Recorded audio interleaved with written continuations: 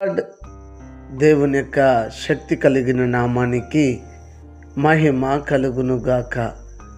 ఈరోజు దేవుని యొక్క వాగ్దానము యోహాను రాసిన సువార్త 13వ అధ్యాయము 34వ వచనం యొక్క 2వ భాగము. నేను మిమ్ములను ప్రేమించినట్టే మీరును ఒకరిని ఒకరు ప్రేమింపవలెను అని ప్రభువు చెప్పుచున్నాడు. ఈ మాటలను శిష్యులకి దేవాతి దేవుడు అక్కడున్నటువంటి జన సమూహానికి చెప్పడం జరిగింది. ప్రియులారా, ఈ దినము వాగ్దానాన్ని వింటున్న వారులారా, ఒకసారి మీరు గమనించండి. నేడు ఒకరిని చూస్తే ఒకరికి కావటం లేదు, భర్తను చూస్తే భార్యకు కావటం లేదు, భార్యను చూస్తే భర్తకు కావటంలే, తల్లిదండ్రులు చూస్తే పిల్లలకు కావటం లేదు, పిల్లలను చూస్తే తల్లిదండ్రులకు కావటం లేదు, ఒక సంఘాన్ని చూసి మరొక సంఘానికి కావటం లేదు, ఒక సేవకుని చూసి మరొక సేవకునికి కావటం లేదు.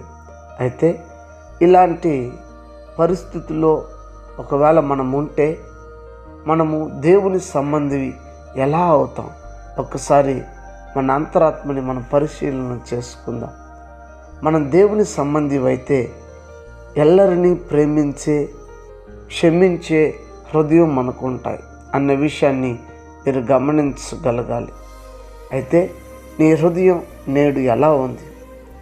అందరినీ ప్రేమిస్తున్నావా?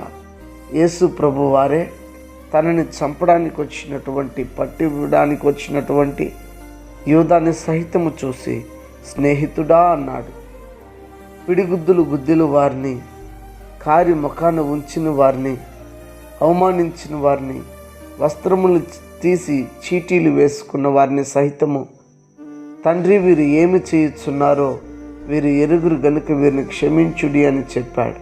అంటే ఒక మనిషికి క్షమించే గుణం ఎప్పుడు వస్తుందంటే ప్రేమించే మనసు ఉన్నప్పుడే. క్షమించే గుణము మనసు కూడా ఉంటుంది. ప్రేమించే మనసు లేనప్పుడు క్షమించే గుణము కూడా ఉండదు అన్న విషయాన్ని మీరు గమనించాలి. అయితే మీ హృదయం ఎలా ఉంది? దేవుని దగ్గర ఒకసారి పరిశీలన చేసుకొని ప్రార్థన చేద్దామా? ప్రార్థన. పరిశుద్ధుడా, ఈ ఉదయకాల సమయం మందు మీరు మాతో మాట్లాడిన రీతికి స్తోత్రం.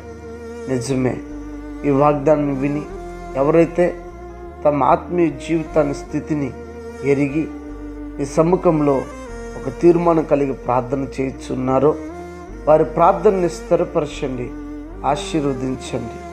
అనారోగ్యం చేత ఉన్న వారికి ఆరోగ్యము, ఆర్థిక ఇబ్బందులు ఉన్న వారికి విడుదల, రక్షణ లేని వారికి రక్షణ ఇచ్చి ప్రతి వారిని రాకడ కోసం సిద్ధపరచమని క్రీస్తు పేరిట వేడుకొని ఉన్నాము తండ్రి. ఆమెన్. God bless you. దేవుడు మిమ్మల్ని దీవించి ఆశీర్వదించునుగాక. ఆమెన్.